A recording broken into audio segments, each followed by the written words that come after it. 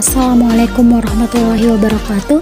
Kami dari kelompok 6 akan mempresentasikan materi kami tentang penegakan hukum dalam kasus pelanggaran HAM. Pelanggaran HAM adalah setiap perbuatan seseorang atau kelompok orang, termasuk aparat negara, baik disengaja ataupun tidak disengaja, atau kelalaian yang secara hukum itu mengurangi, menghalangi, membatasi dan atau mencabut hak asasi seseorang atau kelompok orang yang dijamin oleh undang-undang ini, dan tidak didapatkan atau dikhawatirkan tidak akan memperoleh penyelesaian hukum yang berlaku. Undang-Undang Nomor 26 Tahun 2000 tentang Pengadilan HAM. Sedangkan bentuk pelanggaran HAM ringan selain dari kedua bentuk pelanggaran HAM berat itu. Pelanggaran terhadap HAM itu dapat dilakukan oleh baik aparatur maupun bukan aparat negara. Hal ini diatur dalam Undang-Undang Nomor 26 Tahun 2000 tentang Pengadilan HAM. Nah, karena itu, penindakan terhadap pelanggaran HAM tidak boleh hanya ditujukan terhadap aparatur negara, tetapi juga pelanggaran yang dilakukan bukan oleh aparatur negara. Penindakan terhadap pelanggaran HAM mulai dari penyelidikan, penuntutan, dan bahkan persidangan terhadap pelanggaran yang terjadi harus bersifat non-diskriminatif dan berkeadilan. Pengadilan HAM merupakan pengadilan khusus yang berada di lingkungan pengadilan umum. Pembentukan undang-undang tentang pengadilan HAM di Indonesia didasarkan pada pertimbangan sebagai berikut. Yang pertama, pelanggaran HAM berat merupakan extraordinary crimes dan berdampak secara luas, baik pada tingkat nasional maupun internasional, dan bukan merupakan tindak pidana yang diatur di dalam KUHP serta menimbulkan kerugian, baik material maupun imaterial, perseorangan maupun masyarakat, sehingga perlu segera dipulihkan dalam mewujudkan supremasi hukum untuk mencapai perdamaian, ketertiban, ketentraman, keadilan, dan kesejahteraan bagi seluruh masyarakat Indonesia.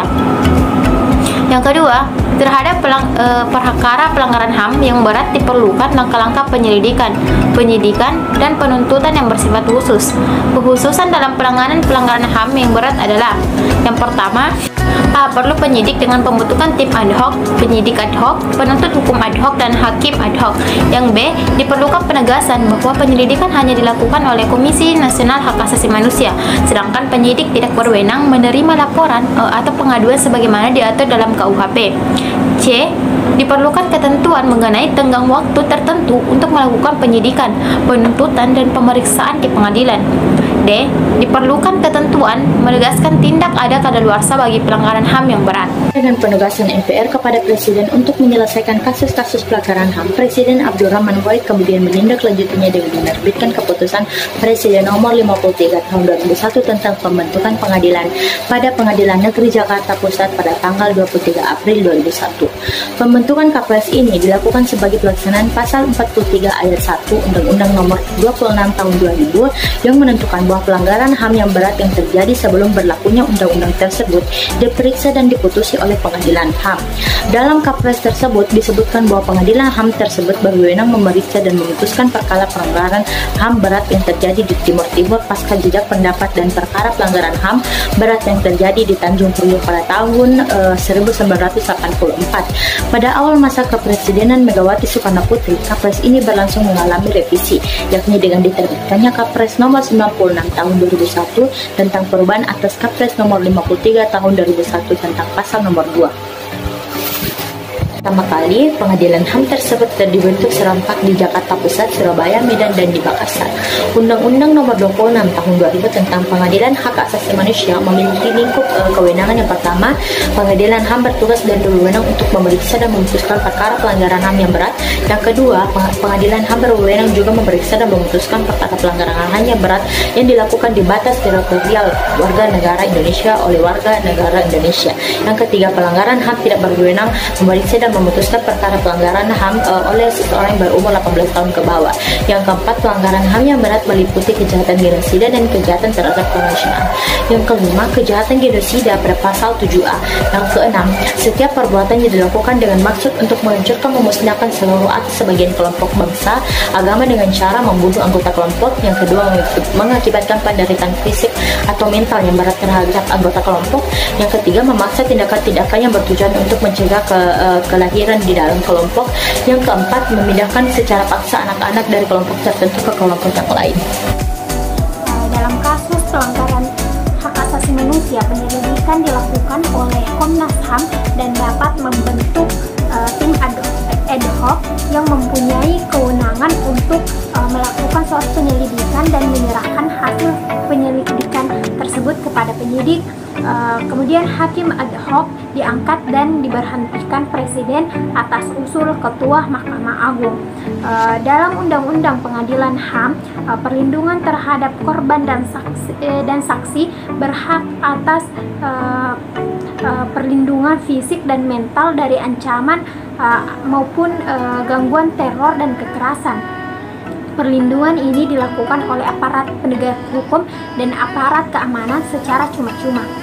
Kemudian pelanggaran hak asasi manusia yang berat seperti yang diatur dalam Undang-Undang Nomor 26 Tahun 2000 ini tidak dikenal istilah kadaluarsa. Dengan demikian berdirinya Pengadilan Hak Asasi Manusia di Indonesia dengan pemberlakuan undang-undang ini merupakan suatu bagian dari program atau strategi pemerintah untuk menunjukkan kepada masyarakat luas bahwa Indonesia dapat menyelesaikan persoalan pelanggaran HAM dengan sistem hukum nasional yang berlaku oleh bangsa itu sendiri.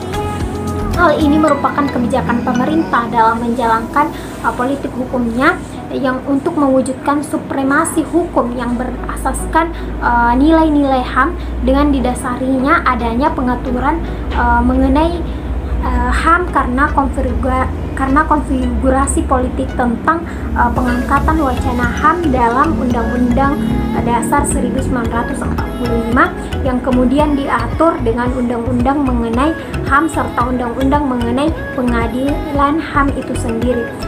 Di satu sisi terbentuknya Pengadilan HAM ini merupakan suatu kemajuan dalam pembentukan hukum di mana pembuktian peristiwa pelanggaran HAM berat ini tunduk pada Kitab Undang-Undang Hukum Acara Pidana dan mekanisme penyelesaian kasus HAM yang terjadi di beberapa negara telah ditempuh di bawah kerangka PBB dan bersifat ad hoc.